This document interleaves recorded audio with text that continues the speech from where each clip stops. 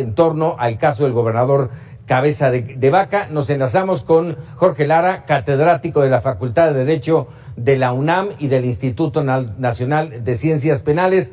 Jorge, ¿cómo estás? Un gusto saludarte. ¿Qué tal, Poco? Muy buenas noches, a tus órdenes. A ver, de entrada te pregunto, ¿tiene fuero o no tiene fuero el gobernador en este momento? El gobernador tiene una protección constitucional derivada del artículo 111 de la Constitución, y el proceso que se llevó a cabo en la Cámara de Diputados no es suficiente para retirarle esta protección.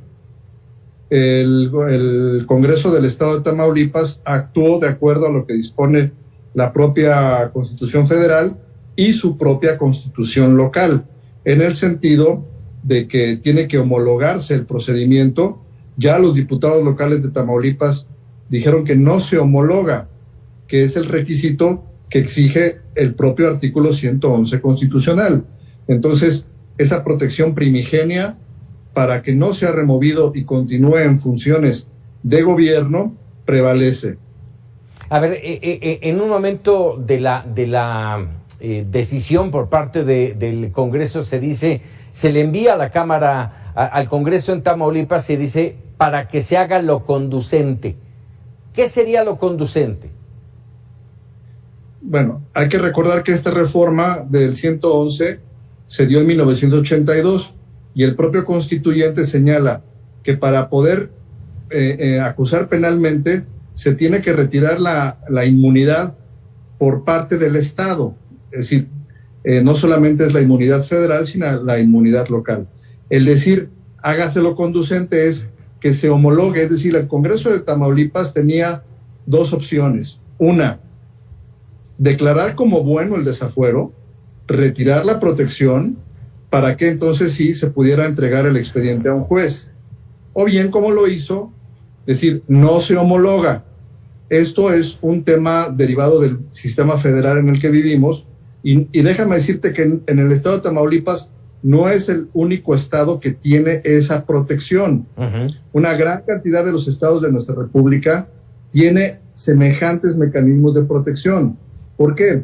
Porque en un orden federal la prevalencia primigenia deriva justamente de los estados. No hay que olvidar que los estados le dan origen a la federación y no del sentido contrario. Entonces, esta protección prevalece, y desde luego cuando el licenciado Cabeza de Vaca deje de ser gobernador, quedará expedita cualquier acción legal en este sentido. A ver, déjame insistir sobre este tema. Entonces, el desafuero declarado por parte del Congreso y de alguna manera apoyado por la Suprema Corte de Justicia de la Nación no aplica. No aplica. A ver, lo que resolvió la Corte fue, no hay controversia. No hay controversia, se aplicó el 111, pero no solamente el 111, Paco, también el 111 con la Constitución de Tamaulipas. ¿Qué dice la Constitución de Tamaulipas? Uh-huh. El Congreso del Estado, dice el artículo 58, fracción 19, tiene facultad de remover el fuero del gobernador conforme a lo que disponen el 101 y el 102. Uh-huh. Es decir, hay un proceso local, es una segunda parte que, en tratándose de servidores locales, forzosamente se tiene que agotar. Aquí se equivoca la secretaria de Gobernación, la interpretación del presidente también es errónea. Se entiende en el caso del presidente porque él pues no es abogado, pero de una simple lectura de la Constitución del Estado de Tamaulipas, de la exposición de motivos, de la Ley de Responsabilidades del Estado, evidentemente, y es palmario, es claro que persiste esta protección, y me permito insistir que la interpretación de la secretaria de Gobernación, por cierto, ministra en retiro, es errónea. ¿Puede mantenerse, quedar sujeto a investigación de este problema que se le ventiló?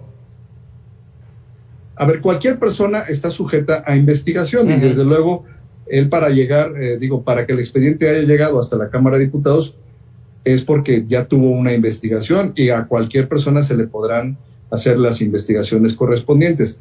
Lo que inhibe este tema del fuero uh-huh. es que el Ministerio Público le pase la carpeta a un juez para que dicte una orden de aprehensión.